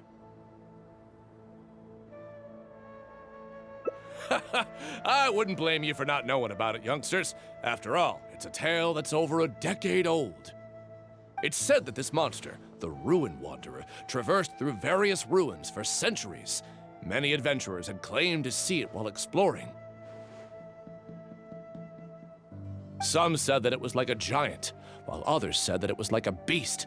However, none knew why it wandered the ruins. Then, about 10 years ago, we stopped hearing any news about it in Sumeru. No one has seen it since then, and the legend has since faded into memory. You youngsters probably don't know about the Ruin Wanderer nowadays, but it was famous for centuries. Centuries? Impossible. I heard nothing about it back then. It could only have been around for a few decades at most. Wait, back then? Indulge my curiosity for a moment. Why do you think that wreckage is the Ruin Wanderer? Well, I had also heard that secondhand from... You heard that nonsense from the Eremites after they got drunk, right? Who are you? Madam Faruzan, it is a pleasure. I'm Raid, the one who organized this archaeological expedition. I'd heard of you at the Academia, but I didn't expect to run into you here. Truly, it is an honor. And this must be the famous traveler, I presume. What brings the two of you here? Have you found any special contraptions and relics in the ruins that you've been investigating? I'm ashamed to say that we haven't found anything noteworthy, even though we've been investigating for a while now. Really? That ruin wanderer isn't noteworthy to you? I'm afraid those are mere rumors. Really, I sometimes wish that those people would put as much effort into their work as they do into gossiping.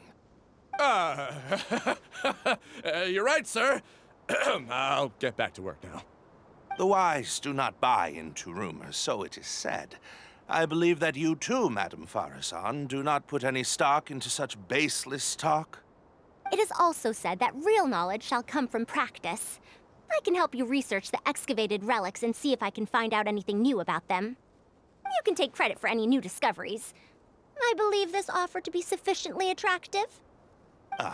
In truth, I could ask for nothing better than your help with our research. However, you two must be tired after a long journey. I'd feel bad if I set you to work immediately.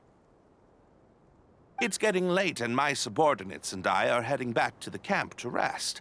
Why don't you find a place to spend the night first? We can continue our discussion tomorrow.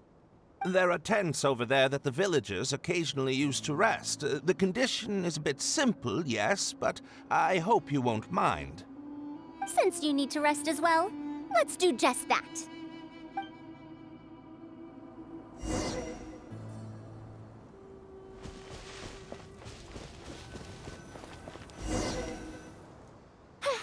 This is quite far away.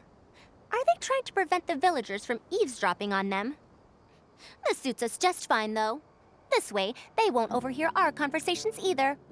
Now, I have my suspicions about this archaeological expedition team and that machine wreckage. I only caught a quick glimpse, and it was from a distance. But based on the condition of the armor and joints, it didn't seem like something that had been lying around for centuries. At most, I'd estimate that it only stopped moving about a dozen years ago. Yes, the timing coincides with the spreading of the legend. Now, assuming that it really is the Ruin Wanderer, how do you suppose it was able to maintain a relatively good condition despite high-intensity operation over the course of several decades? That's right. Technically speaking, the module shouldn't be able to move such a large machine chassis. However, I'm basing my knowledge on the mechanical life forms I've seen before. Well, this was over 100 years ago. It was a machine about the same size as Karkata, actually. It couldn't carry heavy objects or fight, and was only able to help me record some notes. It also helped me deliver letters home. I found it near the desert, which is why I wondered if there might be more restitution modules buried around here. Honestly, people in ancient times might have already solved the problem of providing enough power for all I know. I'll need to research this properly. Had I confronted Raid right there and then, he would have said that he couldn't tell that the machine was special. Then he'd just hand it over to the Academia obediently, and he'd get away scot-free. If the wreckage were to be handed to the Academia, it'd be much tougher for us to do research on it or get spare parts for Karkata. Anyway, we should figure out what they're planning before making our next move. They insisted that we should stay the night, which means if they're trying to pull a fast one on us, they're likely to try tonight. We must be vigilant.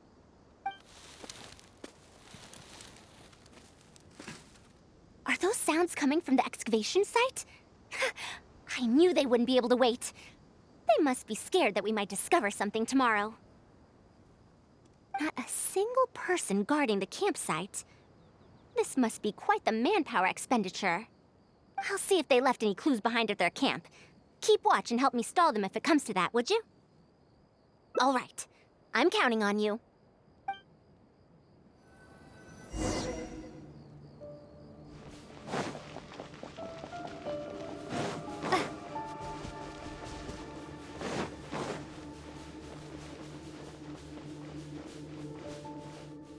Why isn't the tent here yet? We need to switch it out tonight. It's still on the way. I'm afraid this is the first time we're delivering such a huge one. You good-for-nothings are just a load of trouble, aren't you? We wouldn't have to deal with these interlopers if you had kept those lips of yours from flapping. Hurry up and hide our current tent and deliver the new one to me tonight, no matter what it takes. Huh? Who's there? I'm sorry. I'm just a bit upset because my subordinates aren't doing their jobs properly. When did you get here? It's nothing. Just a tent. We didn't pack up all our tents from the last campsite. Some of them, along with a few people, have been left there. Someone damaged our current tent, so I'm trying to get my subordinates to get one from that previous campsite delivered here. The relics in the ruins are highly valuable, so I'm worried that treasure hoarders and bandits might try to steal them. Since the tent isn't here yet and I can't fall asleep, I came here to patrol. Well, these things are antiques after all. There will always be people interested in buying them. I hired so many people precisely because I was worried about that happening. Speaking of which, I'd like to ask, is the Academia really aware that you've traversed through the desert to come here in the middle of the night? Also, where's Faruzan? Why isn't she with you? I'm right here. Also, you forgot to address me as Madam.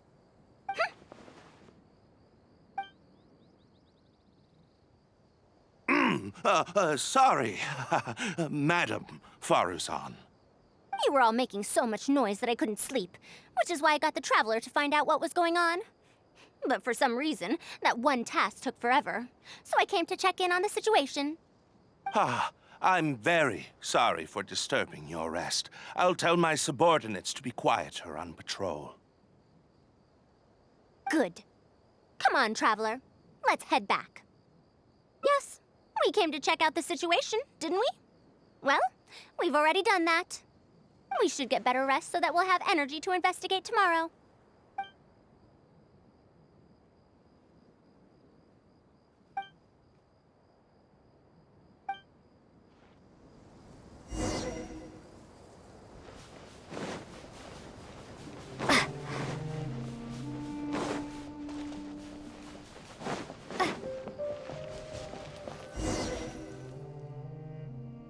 Thanks for dealing with them.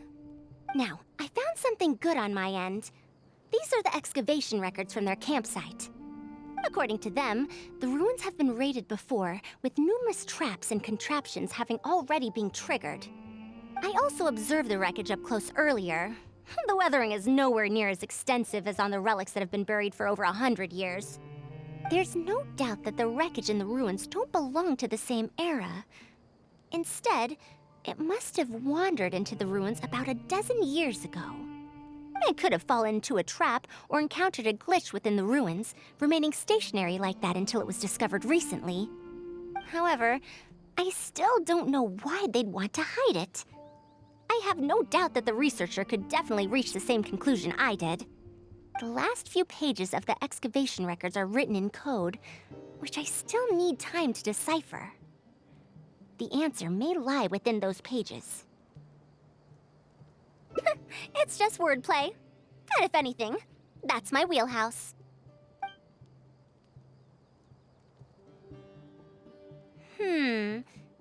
Just a bit more. I see now. Help! Please help! Why are you running away? Come back! Protect me! What's that sound? Is it? The Ruin Wanderer? Reactivated? That's impossible! Is this the work of some kind of hidden mechanism? Never mind. We have to focus on saving lives first. I'll cover them. You go stall the Ruin Wanderer.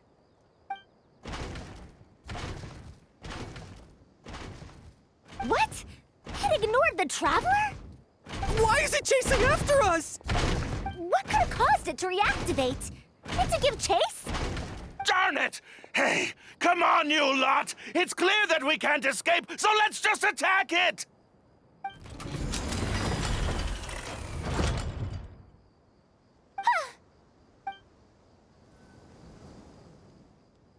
It stopped? Hey, you guys, get up there and tell me what's going on! But what if it suddenly moves? You good-for-nothings! Why is everyone I hired so useless? Move! I'll do it myself. Looks like this thing's parts can't handle the load of functioning anymore after years of disrepair. When it first reactivated, I was wondering if it'd be as amazing as the legends had pegged it to be. I didn't expect it to be so much weaker than it looks. How disappointing. Disappointing, you say? Now, is that because you won't be able to sell it for much? Faruzan, you may be my senior as an academia researcher, but that doesn't mean you get to slander me. You wrote these excavation records, did you not? Or perhaps calling it a ledger might jog your memory a bit better. I don't recognize that thing. January 3rd, excavated 5 tents. January 5th, 3 tents sold. January 10th, 1 special tent pre-sold. It must quickly be switched out with an old tent. You're supposed to be an archaeological expedition team, and yet here you are, secretly selling the relics and profiting from it. When you believed that you had found the wreckage of the Ruin Wanderer, you tried to switch in wreckage that you had excavated previously to pull the wool over the Academia's eyes.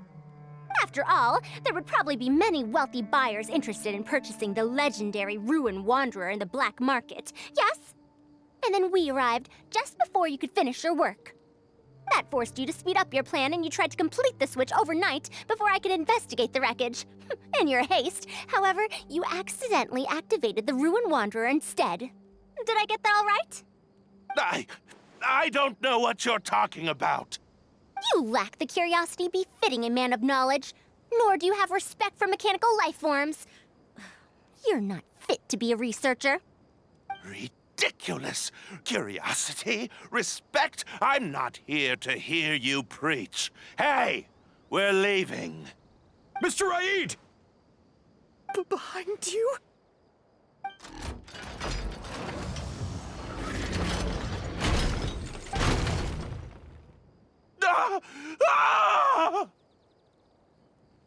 Why is it moving again? Run!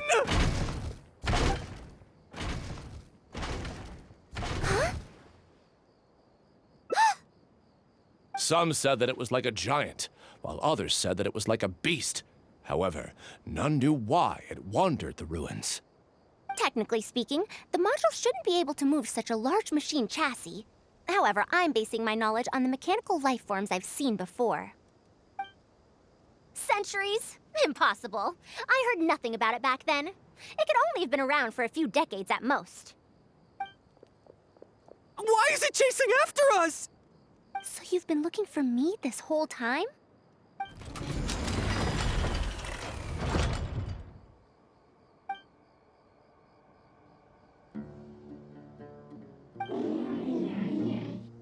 Long time no see, Tamimi.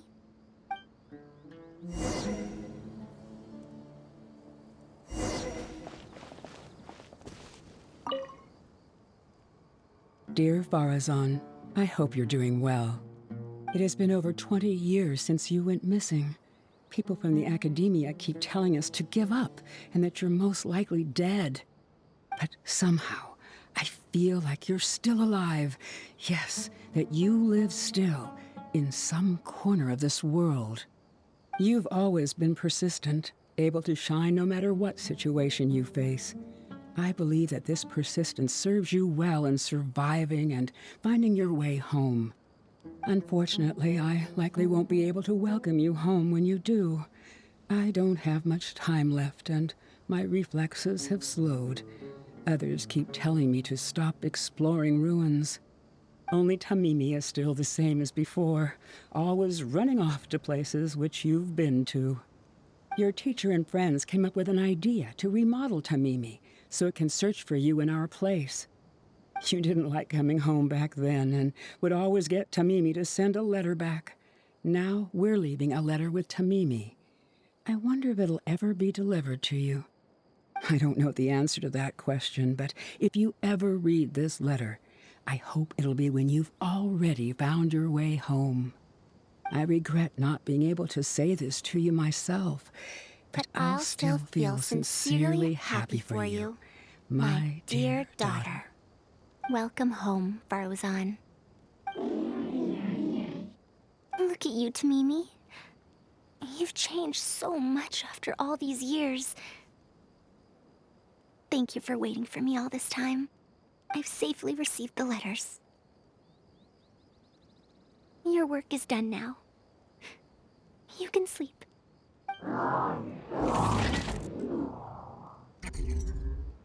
Tamimi, the mechanical life form I encountered back then. When I would go on expeditions, it would follow me, take notes for me, and send my letters home. When I met with that accident, it was on the way to deliver a letter for me. I once thought that I'd never get to see it again. I didn't expect my teacher and others to remodel its self-repair function, upgrading it to self-learning. And so, in order to plumb the depths of unknown ruins and overcome dangerous traps, it repaired and modified itself using parts it found along the way. 1 decade of wandering became many, and soon, Tamimi, which used to be incapable of even moving heavy objects, became the Ruin Wanderer. All so it could deliver these last letters from them to me.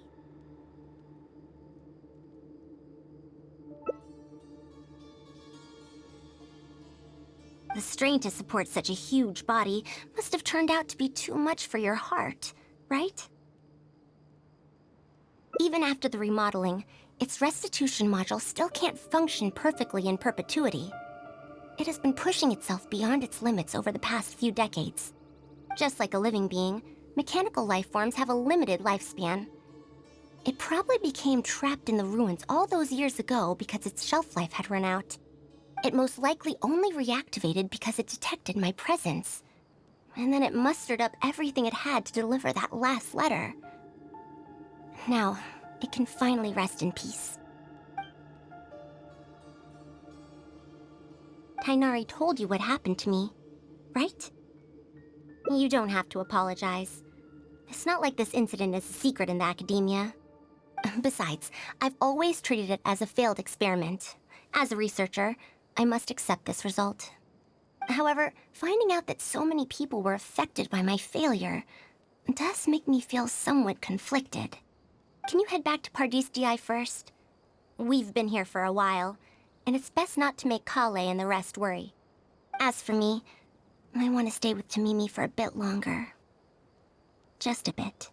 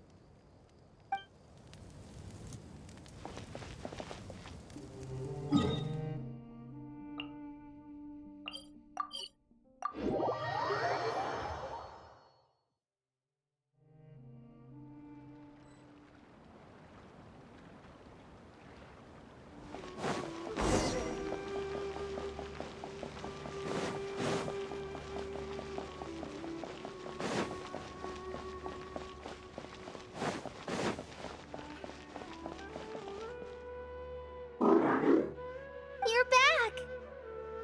Ah, how was your journey through the desert? Wait, where's Madame Faruzan?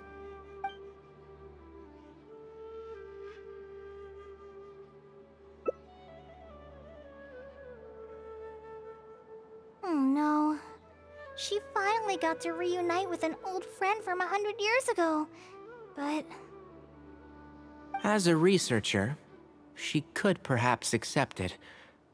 However, as a friend, student, and a daughter, we should give her some time. Let's just wait for her here. And in the future, I hope that we can be here to support her as her new friends.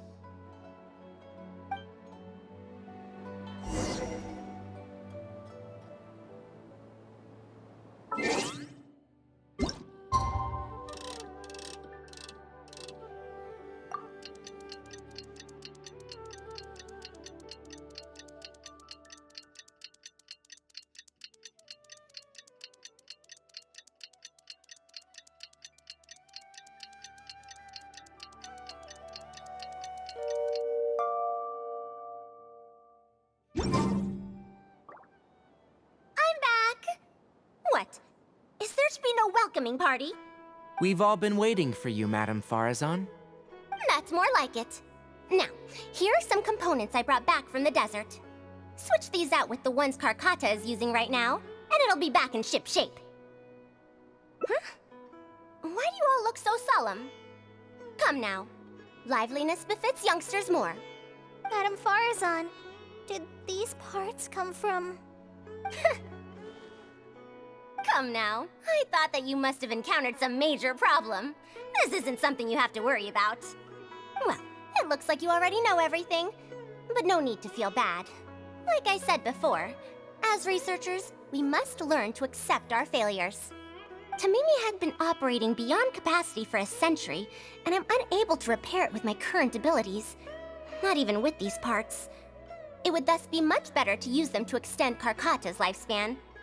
As a senior, it is only right that I do something for the people who come after me. That holds true for both researchers and machines. Besides, I didn't say that I would be giving you these parts for free. They will only be used for Karkata temporarily. Otherwise, you wouldn't be able to help me with my research. I'll be sure to revive Tamimi once I've fully deciphered and replicated the creations of the ancient civilization. All right. I'll do my best to help. Me too. Although, I'm not sure if I'll be much help. Thank you. If they could remodel Tamimi successfully even back then, there's no reason why we won't be able to do even better. And when that day comes, I'll be sure to say, welcome home, Tamimi.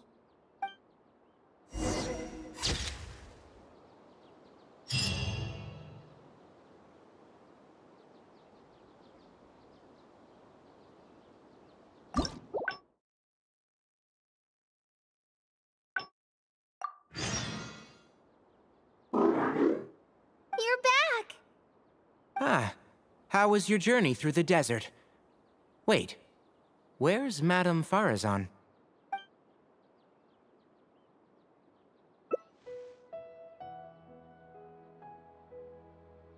So, Madame Faruzan has some other things to settle. All right. And to think that Raid was doing all those things on the sly. It's good that you all got out of that situation in one piece. Madame Faruzan will be able to repair Karkata when she gets back, won't she?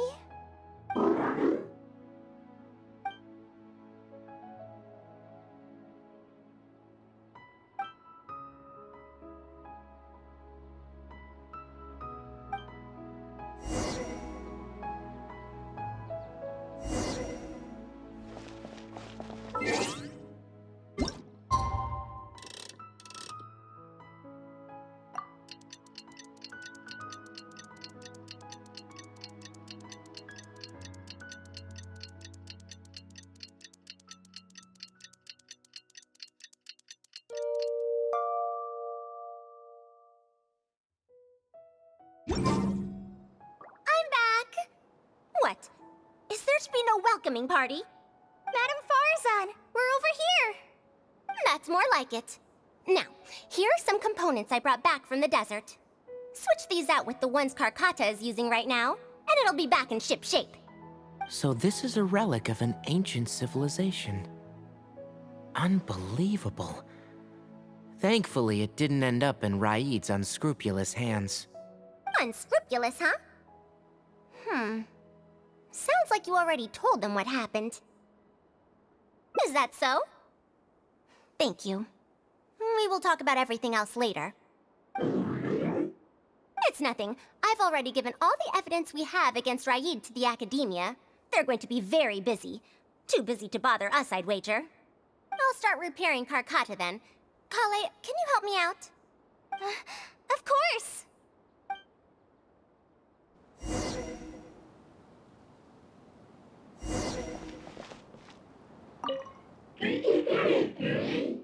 It looks fine, but even so, it needs to properly rest up. Faruzan went out after repairing Karkata. She seems to be looking for you for some reason. Well, I will not probe any further. However, if you need any help, do feel free to ask.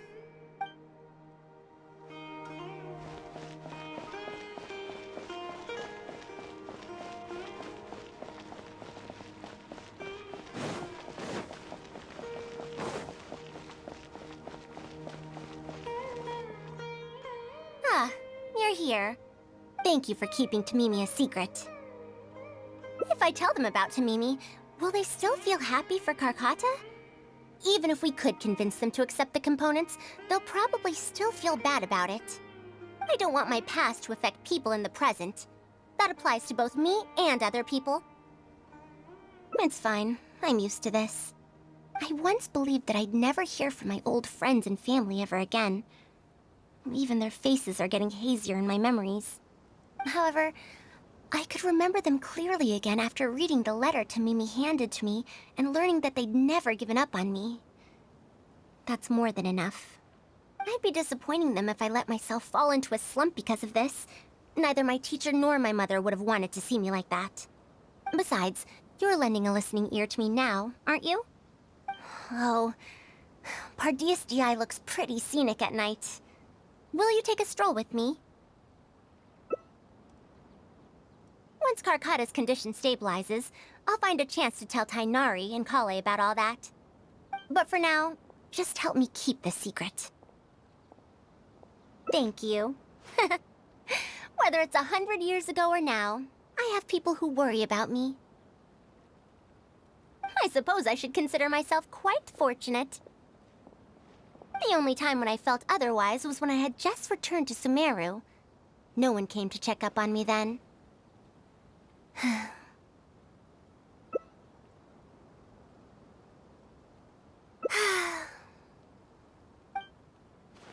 Yeah, I'm home.